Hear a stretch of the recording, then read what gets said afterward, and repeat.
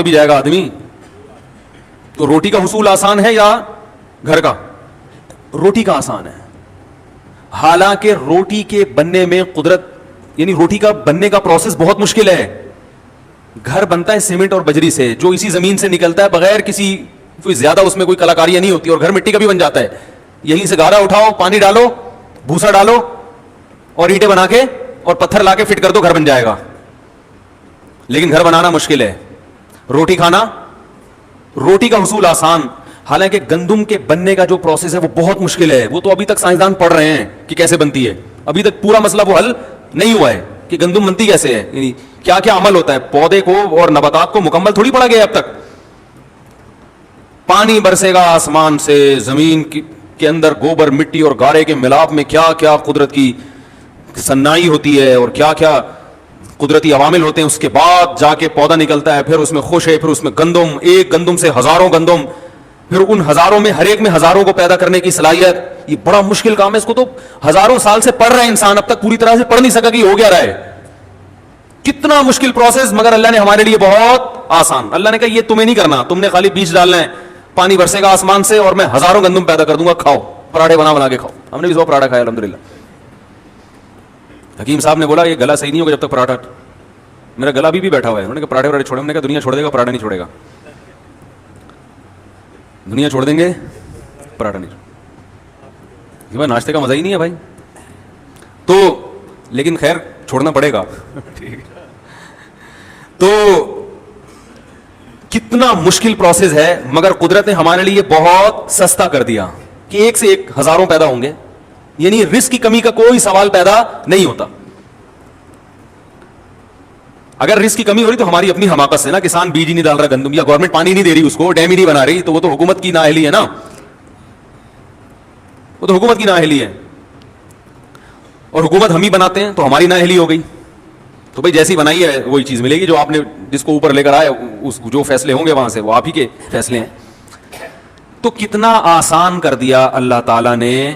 گندم, آلو, پیاز, ٹماٹر 20 روپے کلو, 30 روپے کلو, 40 روپے کلو. ضروری اتنا ہے کہ آپ کے پاس اگر گھر نہ ہو آپ پھر بھی 60-70 سال کی زندگی نکال کے چلے جاؤ گے. کبھی اس کے ٹھیلے کے نیچے سو گئے, کبھی فٹ پاتھ کے نیچے سو گئے, 2-3 دن نیند نہیں آئے گی آپ کو, کیونکہ آپ گدے پہ لیٹنے کے عادی ہیں. اس کے بعد نیند ایسی چیز ہے, وہ بھی ضروری ہے, وہ بھی ضروری چیز ہے نا, تو اللہ نے وہ بھی سستی کر دی ہے. اللہ تعالیٰ کہتے ہیں 2-3 دن تو نہیں سوئے گا تو میں خود ہی گن پوائنٹ پہ سلاؤں گا تجھے, بیٹھے بیٹھے پھر سو جائے گا. ہمارے ساتھ ایسا ہوتا ہے سفر میں بعض دفعہ نیند نہیں آتی تو 2 دن ہو گئے جاگے ہوئے, اس کے بعد پھر سفر میں ہی سو جاتے ہیں. ایسا سوتے ہیں کہ پولیس آتی ہے اٹھانے کے لیے, کیونکہ اب مزید نہیں سوتا تو پاگل ہو جاتا ہے نا. تو قدرت کہتی ہے کہ نہیں بھائی یہ بہت ضروری ہے, اب یہ آپشنل نہیں ہے کہ آپ چاہیں تو سو جائیں نہیں تو نہیں. قدرت کہے گی جتنے مرضی کام ہیں, جتنے اہم ترین کام بھی ہو, تجھ پہ نیند پہلے مسلط کروں گا میں. اللہ نیند مسلط کر دیتے ہیں, سو جاتا ہے. بیت الخلا میں بیٹھے بیٹھے بندے سوتے ہوئے دیکھے ہم نے, بہت دنوں سے جاگے بیٹھے, مزدور گیا واش روم, نکل ہی نہیں رہا. آدمی کو ڈر ہوا, مر تو نہیں, پتا چلا سو رہا ہے وہاں بیٹھا ہوا, 2-3 دن سے سویا نہیں تھا تو وہاں سو گیا. یہ قدرت کی طرف سے ہے نا, ضروری ہے تو آسان بنا دیا قدرت نے. تو سب سے یعنی روٹی کو اللہ نے آسان رکھا, 20 روپے میں 10 روپے میں مل جاتی ہے, اور جن کو نہیں ملتی تو صدقہ خیرات کر کے لوگ کھلا دیتے ہیں, کہیں نہ کہیں سے ہو ہی جاتا ہے انتظام. اب پانی زیادہ ضروری ہے یا روٹی؟ روٹی سے زیادہ ضروری کیا ہے؟ پانی. تو روٹی میں تو پھر بھی کسان کو چاہیے. کسان کیا کرتا ہے, ہل چلاتا ہے, گندم ڈالتا ہے زمین میں, پھر پودے اگتے ہیں. کیا خیال ہے؟ پانی کے حصول کو اور آسان بنا دیا اللہ نے, کیونکہ وہ زیادہ ضروری ہے. ڈیم بنا کے تو ہمارے لیے سنبھالنا مشکل ہو جائے. یہ تو ہم اسٹور ہی نہیں کرتے, بس چیختے رہتے ہیں بچے زیادہ پیدا ہو گئے تو پانی کم ہو جائے گا, ایسا کچھ کوئی کہانی نہیں ہے. اتنی بارشیں برس نہیں ہے کہ ان کو اسٹور کر لو تو برساتی مینڈکوں کی طرح بھی بچے پیدا ہونا, وہ اس میں تیرتے رہیں گے ڈیموں میں جا کے, پانی ختم نہیں ہوگا. یہ جاہل لوگ ہیں جو ہم پر مسلط ہو کے ہمیں سکھا رہے ہیں کہ کیلکولیشن غلط کر کے بتا رہے ہیں کہ اتنا پانی زمین میں نیچے جا رہا ہے, اتنا اوپر جا رہا ہے. یہ پاگل لوگ ہیں, سینس لیس لوگ ہیں, زیادہ پڑھ لکھ گئے نا, زیادہ پڑھ لکھ گئے ہیں. تو پانی سے زیادہ کیا ضروری ہے؟ ہوا, سانس. کیا خیال ہے بھائی, پانی سے زیادہ کیا ضروری ہے؟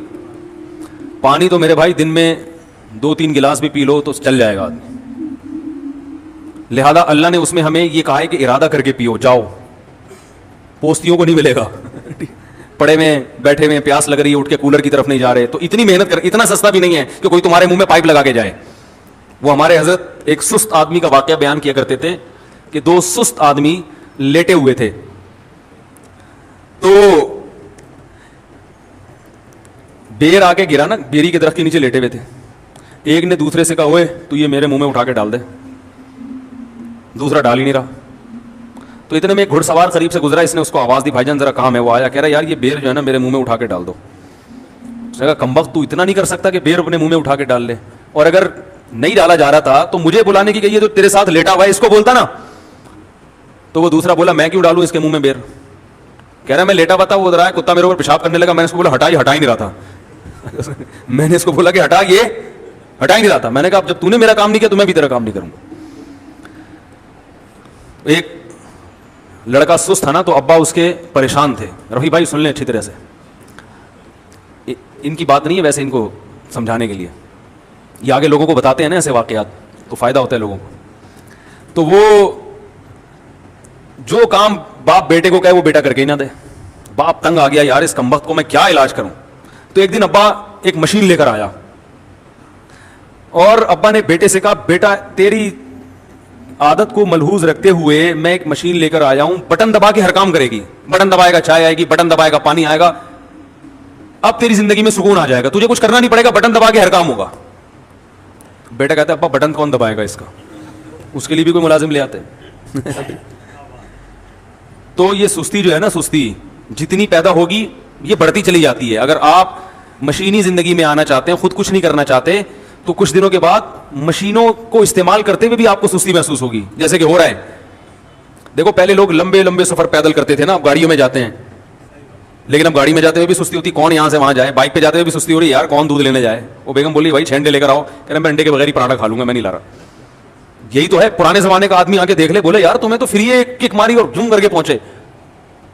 तो जितना सुस्त इंसान बनता है, बनता चला जाता है, और जितना चुस्त बनता है, चुस्त होता चला जाता है। तो खैर मैं ये कर रहा था, पानी को अल्लाह ने और ज्यादा आसान बनाया, और हवा को उससे भी ज्यादा, ऑक्सीजन की जरूरत हमें पानी से भी ज्यादा है। तो उसमें अल्लाह ने हमें दो सहूलतें दे दी। एक सहूलत तो ये दी कि फ्री फोकट में 23% ऑक्सीजन हवा में छोड़ दी। पता नहीं रिसर्च बदल गई हो, तो पुरानी रिसर्च तो 23% की थी, अब का मुझे नहीं पता ऑक्सीजन आजकल कितनी फीसद चल रही है। हमारे यहाँ तो 5-6% से ज्यादा। ये स्विट्जरलैंड की रिपोर्ट पेश की है साइंसदानों ने कि हवा में ऑक्सीजन का तनासुब कितना होता है। लियारी के पानी का पता है ना फॉर्मूला, हाइड्रोजन डाइऑक्साइड है ना जो आम पानी होता है। तो किसी ने लियारी के स्टूडेंट से पूछा कि पानी का फॉर्मूला बताओ, उसने कहा NH4ClHDlABCD करके कुछ बना दिया। उसने कहा ये क्या? उसने कहा लियारी के पानी का यही फार्मूला है। वो जो हाइड्रोजन डाइऑक्साइड है ना, वो पानी है जो आसमान से नाजिल हुआ और आपने गिलास में जमा कर लिया, वहीं से, दरमियान में उसको कहीं गिरने नहीं दिया। तो ऑक्सीजन का हुसूल अल्लाह ने और भी ज्यादा आसान बना दिया। अगर अल्लाह हवा में फ्री में छोड़ देता, इतना भी काफी नहीं था। हमें यूं कह देता कि सांस लोगे तो फेफड़ों में जाएगा, तो हम तो सारा दिन बैठ गए सांस ही लेते रहते। भाई जरा मुझे सांस लेने दो, ऐसे ऐसे सांस लेते, फिर बात करके थोड़ी देर के लिए पॉज का बटन दबा देते, इतनी देर में हमारे फेफड़े फड़फड़ाना शुरू कर देते। तो अल्लाह ने कहा ये बहुत जरूरी, तो ये तुम्हारे इरादे के बगैर तुम्हारे फेफड़ों में जाएगी। तुम्हें सांस नहीं लेना हो तो इसके लिए तो इरादा करना पड़ेगा, सांस लेने के लिए इरादे की जरूरत, बोलो ना यार, फिर आगे ना बोलो ना यार, सांस लेने के लिए इरादे की जरूरत नहीं है।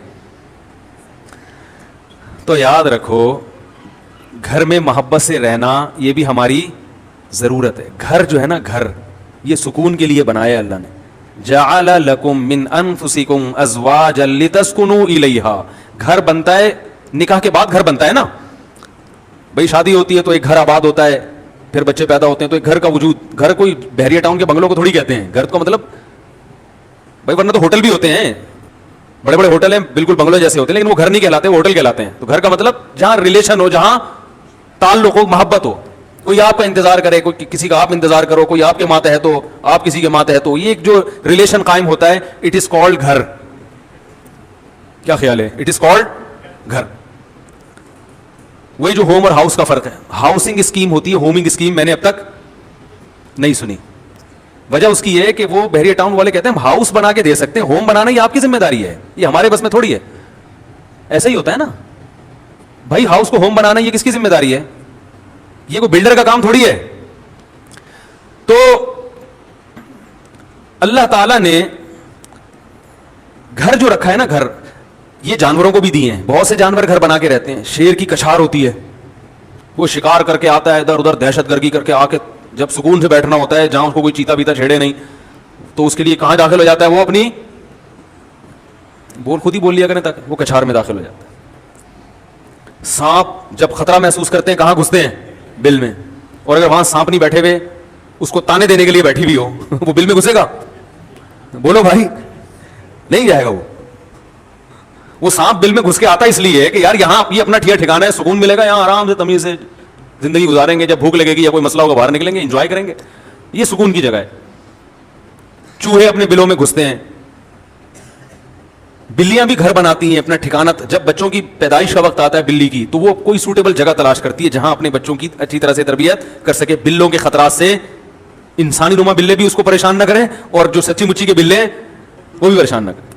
تھوڑے تمیز سے. خرگوش بھی ایسا ہی کرتی, خرگوش کی جو مادہ ہے وہ بھی ایسا ہی کرتی ہے. وہ تو باقاعدہ ڈیکوریٹ کرتی ہے اپنے گھر کو. جب بچے دینے کا وقت آتا ہے تو اپنے جسم کے بال نوچ کے کارپیٹ کی طرح زمین پہ بچھا دیتی ہے, ٹیمپریچر مینٹین رکھتی ہے, بہت کچھ کر کے اس کو پتا ہے میرے بچے یہاں سکون, اطمینان اور امن اور شانتی کے ساتھ پلیں گے.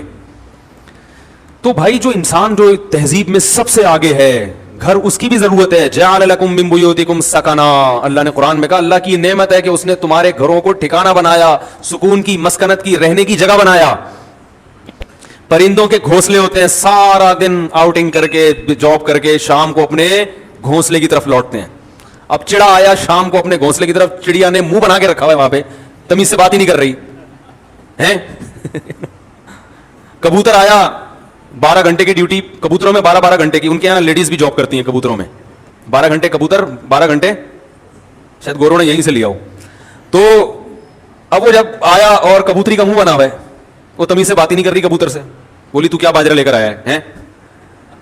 بھائی دیکھو کبوتر جو لے کر آئے گا نا بچوں کو کھلانے کے لیے, کبوتری صبر شکر سے گزارا کرتی ہے. ایسا ہی ہوتا ہے نا, کبوتر دانا لے کر آتا ہے اپنے بچوں کے منہ میں ڈالتا ہے. ہم نے تو کبوتر بھی پالے ہیں, دیکھا ہے یہ سارا منظر, بڑا زبردست خوبصورت منظر ہوتا ہے. جیسے ہی اس کو پتا ہوتا ہے نا کبوتر کے بچوں کو ابا آنے والے ہیں, وہ منہ کھول کے بیٹھے ہوئے ہوتے ہیں, ایسے منہ کھول کے بچے. کیا اللہ کی ایک, مجھے تو بڑا شوق ہے جانور پالنے کا, بڑی فطرت کی اس میں. اور یہ خدا کی قسم وہ بڑے بدبخت ہیں جو یہ کہتے ہیں یہ چیزیں خود سے بنی ہیں.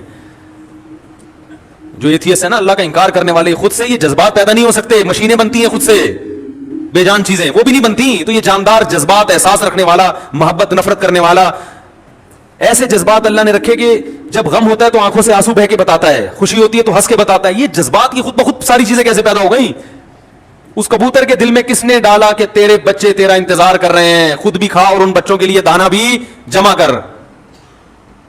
اس کو کس نے بتایا کہ یہ تیرے اسپرم سے پیدا ہونے والے انڈے ہیں جن سے یہ بچے نکلے ہیں؟ کیا اس نے بھائی میڈیکل سائنس پڑھی ہے کیا؟ اس کو کیا پتا کہ یہ بچے جو ہے نا اللہ نے میرے باڈی سے پیدا کیے ہیں, تبھی تو اس اتنی محبت کر رہے ہیں وہ. انہی بچوں میں آپ دوسرے کبوتر کے بچہ لا کے رکھ دیں, وہ زیادہ خوبصورت, اٹھا کے مار دے گا, فوراً باہر پھینک دے گا اس کو, بولے گا میرا نہیں ہے. ڈی این اے کی ضرورت بھی نہیں ہے. کبوتر کو پتا ہوتا ہے میرا ہے, گوروں کو نہیں پتا ہوتا. گوروں کو نہیں پتا ہوتا یہ کس کا ہے. یہ بتا رہا ہوں, لوگ صبح شام تعریف کرتے ہیں نا وہ ہم سے اچھے, وہ ہم سے اچھے. وہ کبوتر سے بھی اچھے نہیں ہو آپ. ٹھیک ہے کچھ چیزیں اچھی ہیں مانتا ہوں, لیکن اس کی وجہ سے آپ اچھے نہیں بن گئے, بڑی بڑی برائیاں ہیں. تو کبوتر کے بچے منہ کھول کے بیٹھے ہوئے ہوتے ہیں. کبوتر دانا لے کر آئے گا اور بچوں کے منہ میں جتنا اللہ نے اس کو رزق دیا وہ کہتا ہے چلو بھائی آج اتنا ہی ملا, آج بارش تھی اس کی وجہ سے زیادہ مال ملا نہیں ہے, گزارا کرو. کبوتری بھی گزارا کرتی ہے.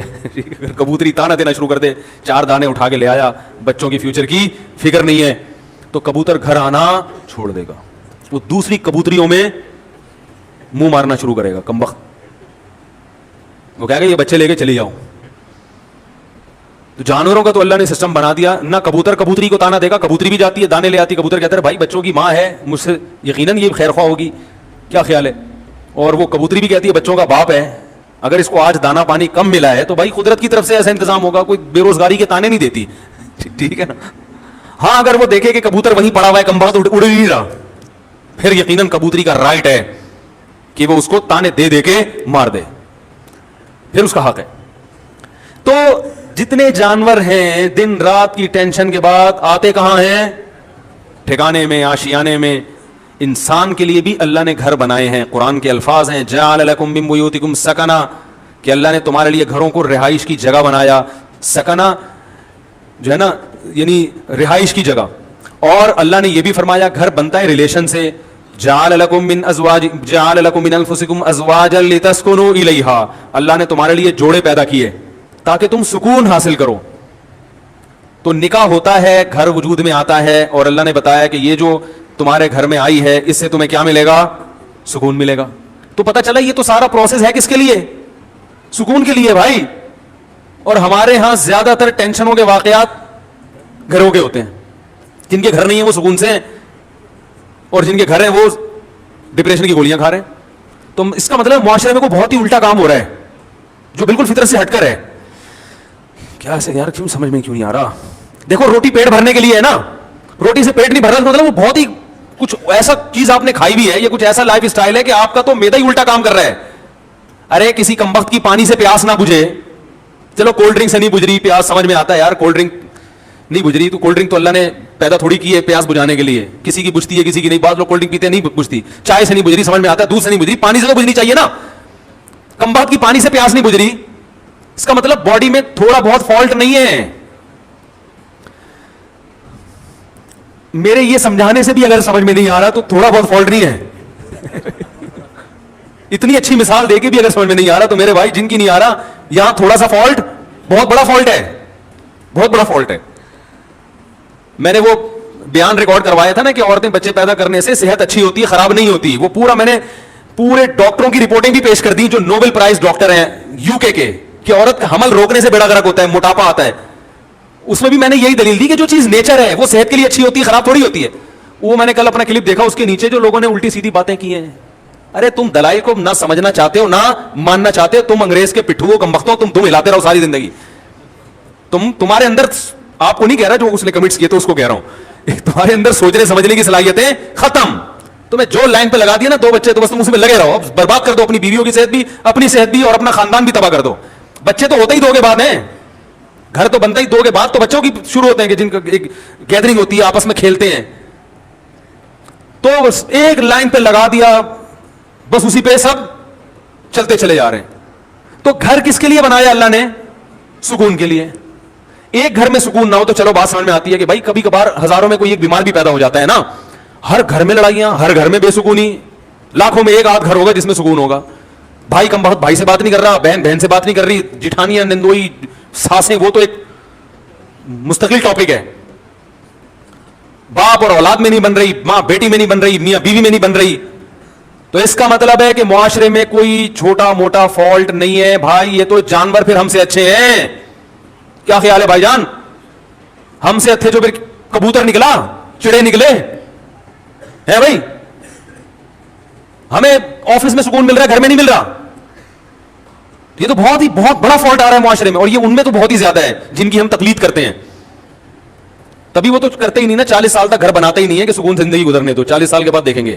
ان کو پتا ہے کہ اگر پہلے سے کر لیا تو عذاب میں آ جائیں گے. تو اس کا مطلب اس معاشرے میں ہم سے بھی زیادہ ٹیکنیکل فالٹ ہے, کوئی بہت بڑا فالٹ ہے. تو وہ فالٹ کیا ہے؟ کیا خیال ہے, سمجھنا چاہتے ہیں؟ بہت بڑا فالٹ ہے. اور ماہر نفسیات اکثر اس فالٹ کو ہائی لائٹ نہیں کرتے کیونکہ وہ خود اس فالٹ میں مبتلا ہوتے ہیں. الحمدللہ سمجھا پا رہا ہوں اپنی بات. یہ بات سمجھ میں نہیں آ رہی, یہ بھی میں چھوڑ رہا ہوں آہستہ آہستہ, سمجھ میں آ رہی ہے بات. وہ اکثر اس فالٹ میں مبتلا ہیں. وہ کیا ہے فالٹ؟ کہ جب تک حقوق کا دائرہ کار متعین نہیں کیا جائے گا کبھی بھی اتحاد اور محبت پیدا نہیں ہو سکتی. اس کو ایک اور اسٹائل میں بیان کرتا ہوں, دوسرے اسٹائل میں. جب تک ظلم ختم نہیں ہوگا گھر میں محبت پیدا نہیں ہوگی, اور ظلم کو جب تک ڈیفائن نہیں کیا جائے گا کہ ظلم کی ڈیفینیشن کیا ہے, ظلم ختم ہو نہیں سکتا. نہیں آ رہی بات؟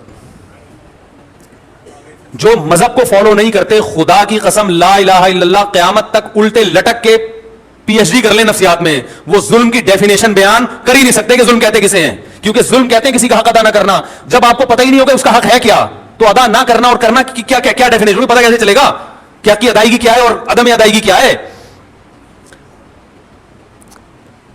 کیونکہ حق کی ادائیگی کس پر کتنا حق ہے, کیا حق ہے, وہ نہیں ادا کرے گا تو لڑائیاں ہوں گی نا. میں سمجھ رہا ہوں کہ اس کا مجھ پر حق ہے, وہ سمجھ رہا ہے کہ ہے ہی نہیں, تو کیسے معاملہ چلے گا؟ یہ فیصلہ کون کرے گا کہ یہ مطالبہ درست ہے یا غلط ہے؟ یا تو یہ اسلام بتائے گا اسلام اگر نہیں بتاتا تو پھر پوری کائنات بیٹھ کے یہ ڈیفائن ہی نہیں کر سکتی کہ کس کے کس پر کیا حقوق ہے, اس میں اختلاف پیدا ہوگا. بعض دفعہ کلچر بتاتا ہے کہ کس کا کس پر کیا حق ہے, وہ کلچر غلط بتا رہا ہوتا ہے, ساری دنیا کہہ رہی ہے کلچر غلط ہے. دیکھو کلچر تو یہ کہتا ہے عورت کو چاہیے کہ جہیز لے کر آئے, کیا خیال ہے, کہتا ہے کہ نہیں کہتا؟ لیکن ساری دنیا کہتی ہے یہ کلچر غلط کہہ رہا ہے. انڈیا میں جہیز نہ لانے پر جلا دیا گیا بہوؤں کو, ایسے واقعات ہوئے, اس لیے کہ وہ کہہ رہے ہیں ظلم کیا, ہمارے جہیز کیوں نہیں لے کر آئی. ملکی قوانین بعض دفعہ بتاتے ہیں تو ملکی قوانین عاجز ہیں یہ بتانے سے کہ کس کا کیا حق ہے. آپ پوچھ لو جو لا ہے نا, اس آپ بولو بھائی یہ نہیں چاہیے, یہ نہیں چلے گا گھر میں. اختلاف اور لڑائی کو ختم کرنے کے لیے سب سے پہلا اصول یہ ہے کہ آپ کو یہ پتا ہونا چاہیے, باپ کو یہ پتا ہونا چاہیے کہ بیٹے کے اوپر میرے کتنے حقوق ہیں. میں اس حد تک بیٹے کو اپنا پابند بنا سکتا ہوں, اس سے آگے مجھے اللہ نے حق نہیں دیا, اس سے آگے یہ خدا نے میرے بھی اختیارات سلب کر لیے ہیں. شوہر کو پتا ہونا چاہیے بیوی کو میں اس حد تک اپنا پابند بنا سکتا ہوں, اس سے آگے کام میں اس سے بولو بھائی نہیں لے سکتا, یہ میرا رائٹ ہی نہیں ہے. عورت کو پتا ہونا چاہیے اس حد تک شوہر سے مطالبات منوا سکتی ہوں, اس سے آگے اللہ نے باؤنڈری کھینچی ہوئی ہے, مجھے آگے جانے کی اجازت نہیں ہے. ساس کو پتا ہونا چاہیے اس حد تک بہو میری خدمت کرنا اخلاقی ذمہ داری ہے, وہ بھی یہ پتا ہونا اخلاقی ہے یا قانونی, یہ بھی پتا ہونا چاہیے. کچھ چیزیں اخلاقی ہوتی ہیں, قانونی نہیں ہوتی.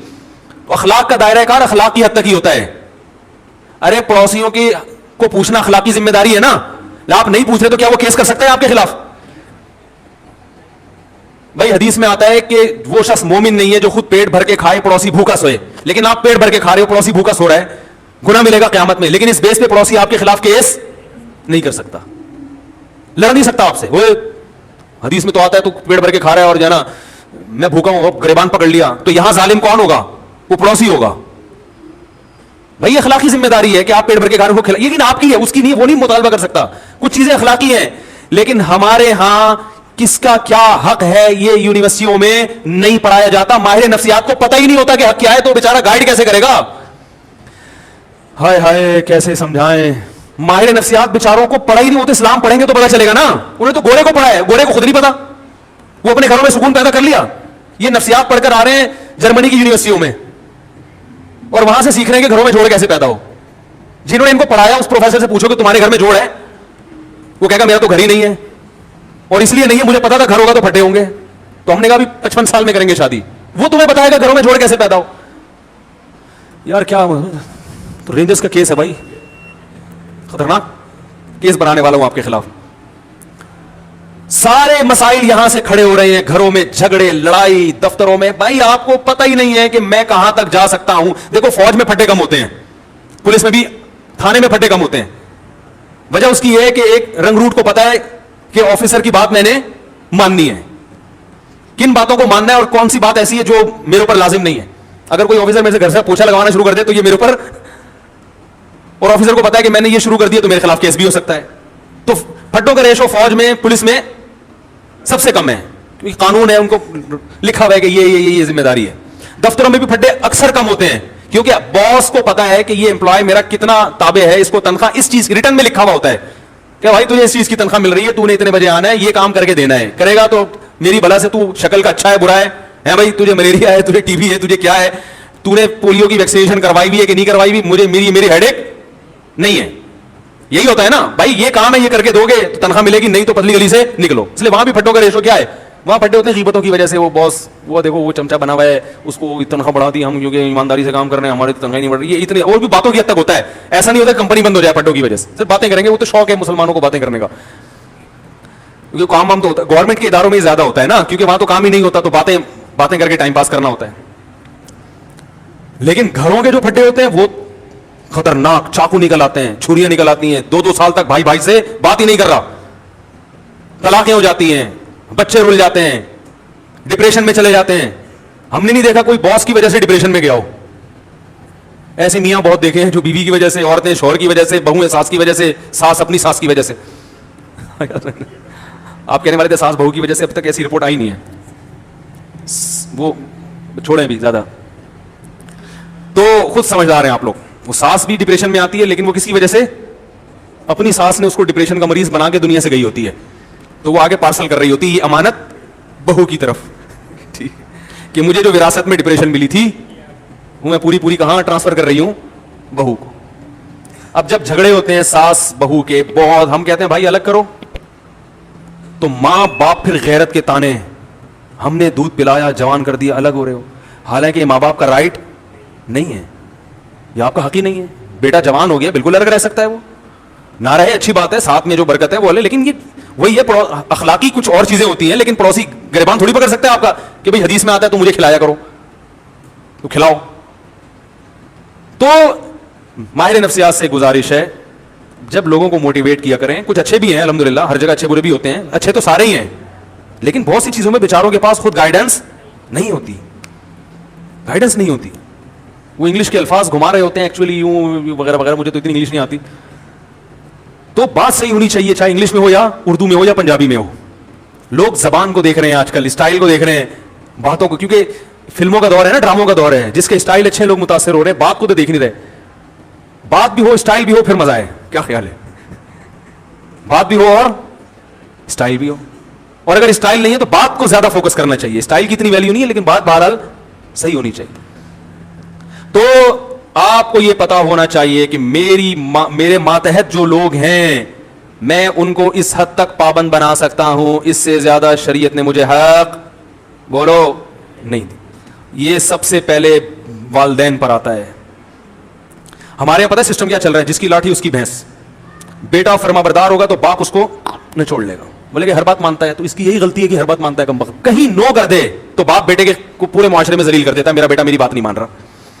अरे वो हर बात मान रहा है। एक दफा एक अब्बा आए, मुझे कहने लगे मेरा बेटा ये मेरा, मैंने कहा यार ऐसे बेटे आजकल ऑर्डर पे नहीं मिलते, इतना नेक है, एक चीज में अगर उसने इंकार कर दिया और वो उसका हक भी है, तो आपको तो कहना चाहिए बेटा मैं, यानी आपको तो उसका दिल जीतना चाहिए।